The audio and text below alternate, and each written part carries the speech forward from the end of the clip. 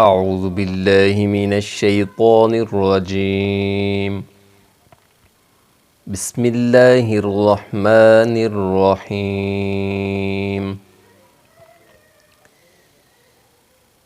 الرحمن علم القرآن خلق الإنسان علمه البيان.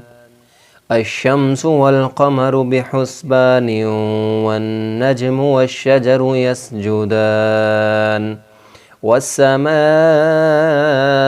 رفعها ووضع الميزان ألا تطغوا في الميزان وأقيموا الوزن بالقسط ولا تخسروا الميزان والأرض وضعها للأنام فيها فاكهة والنخل ذات الأكمام والحب ذو العصف والريحان فبأي آلاء ربكما تكذبان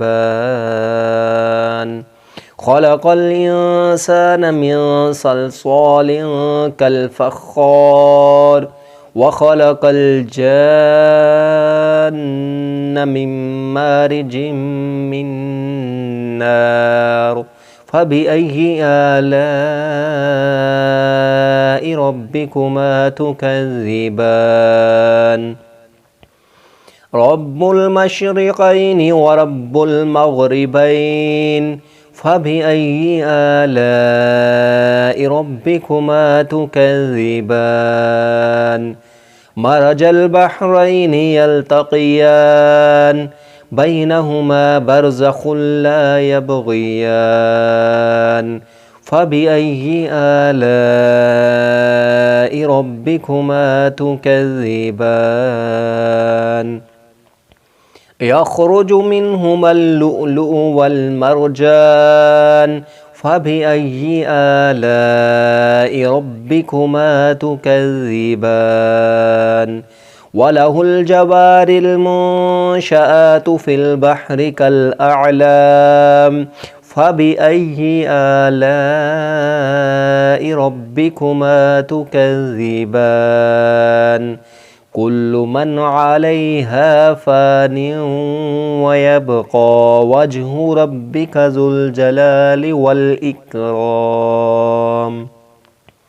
فبأي آلاء ربكما تكذبان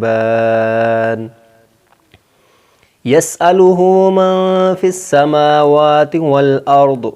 كل يوم هو في شأن فبأي آلاء ربكما تكذبان سنفرغ لكم أيها الثقلان فبأي آلاء ربكما تكذبان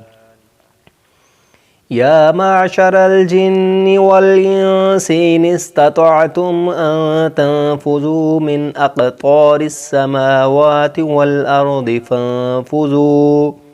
لا تنفذون إلا بسلطان فبأي آلاء ربكما تكذبان يرسل عليكما شواظ من نار ونحاس فلا تنتصران فبأي آلاء ربكما تكذبان فإذا انشقت السماء فكانت وردة كالدهان فبأي آلاء ربكما تكذبان فيومئذ لا يسأل عن ذنبه إنس ولا جان فبأي آلاء ربكما تكذبان يعرف المجرمون بسيماهم فيؤخذ بالنواصي والأقدام فبأي آلاء ربكما تكذبان هذه جهنم التي يكذب بها المجرمون يطوفون بينها وبين حميم آن فبأي آلاء ربكما تكذبان ولمن خاف مقام ربه جنتان فبأي آلاء ربكما تكذبان ذواتا أفنان فبأي آلاء ربكما تكذبان فيهما عينان تجريان فبأي آلاء ربكما تكذبان فيهما من كل فاكهة زوجان فبأي آلاء ربكما تكذبان متكئين على فرش بطائنها من استبرق وجنى الجنتين دان فبأي آلاء ربكما تكذبان فيهن قاصرات الطرف لم يطمسهن إنس قبلهم ولا جان فبأي آلاء ربكما تكذبان كأنهن الياقوت والمرجان فبأي آلاء ربكما تكذبان هل جزاء الإحسان إلا الإحسان فبأي آلاء ربكما تكذبان ومن دونهما جنتان فبأي آلاء ربكما تكذبان مدهامتان فبأي آلاء ربكما تكذبان فيهما عينان نضاختان فبأي آلاء ربكما تكذبان فيهما فاكهة ونخل ورمان فبأي آلاء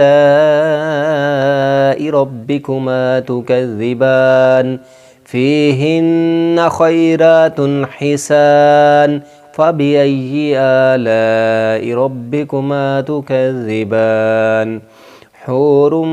مقصورات في الخيام فبأي آلاء ربكما تكذبان لم يطمسهن إنس قبلهم ولا جان فبأي آلاء ربكما تكذبان متكئين على رفرف خضر وعبقري حسان فبأي آلاء ربكما تكذبان تبارك اسم ربك ذي الجلال والإكرام صدق الله العظيم.